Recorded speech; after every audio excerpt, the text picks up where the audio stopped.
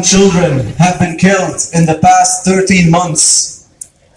More than 1 million children are homeless. More than 1 million children are starving. More than 1 million children are at risk of death because of famine and disease. And this is not a natural coincidence. This is not a humanitarian crisis due to a natural disaster. This is a genocide that is being engineered by a terrorist Israeli regime that does not wish to see one Palestinian man, woman, or child stay in the Gaza Strip.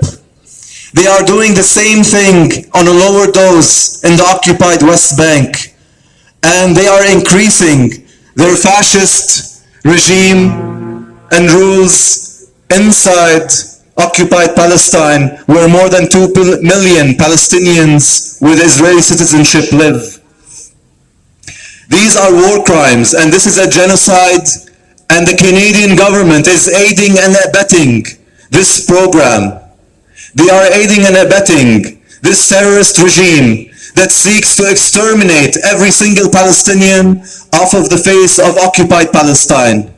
And we cannot let this happen. We cannot let the Canadian government continue its complicity and its funding and its covering up for this genocide. So we are here as an alternative form of media to tell you, if you were watching the pictures of children being shredded every day in the UN schools and in the bomb shelters, if you were watching these on the mainstream news, you would be here with us, speaking up for these children, because the Canadian media doesn't want you to see those images, because they don't want you to empathize with Palestinians. They want you to see them as terrorists only, so that their extermination can pass without your conscience being stained. But I'm here to tell you that there are 1.2 million children, of which 17,000 have been murdered so far.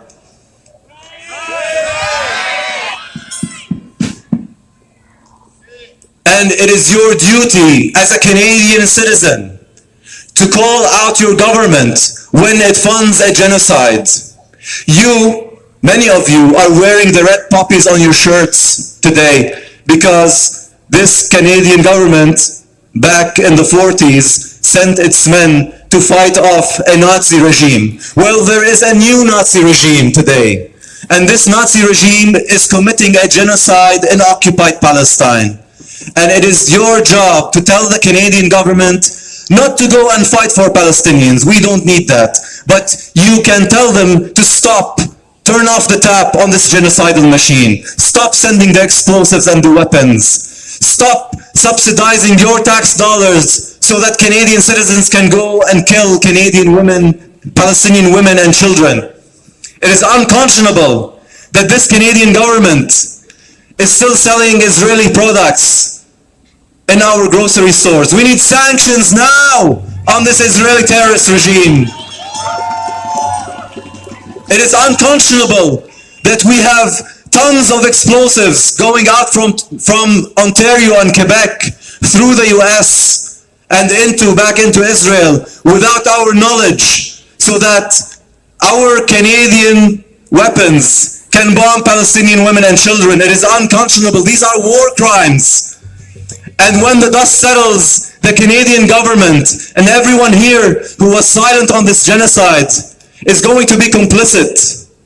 And this has to stop. So we ask you to stand with us and to speak up for Palestine, to call your MLA, to call your MP, and tell them what are you doing to impose sanctions on the Israelis until this genocide stops, until we have a Palestine that is free, until the apartheid stops in all of occupied Palestine, from the river to the sea. We wish to see a Palestine that is democratic, truly democratic, not a Jewish supremacist Israel.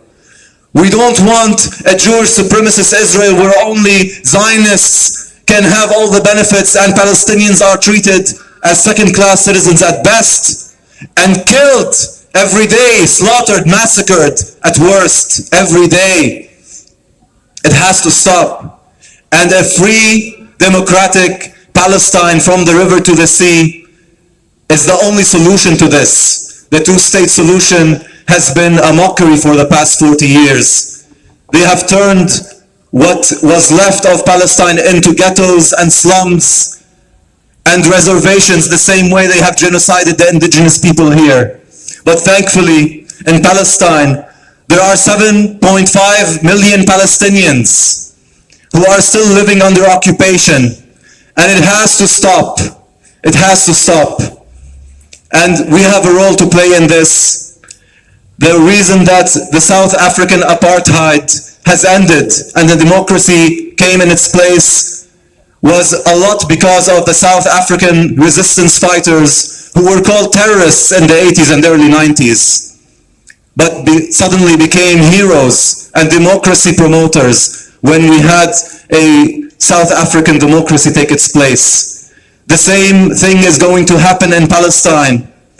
And we are here to tell you to stand on the right side of history and help us bring a true democratic free Palestine into fruition, rather than helping this Zionist regime continue its slaughter and continue its genocide. So free, free Palestine! Free, free, free Palestine! From the river to the sea, Palestine will be free!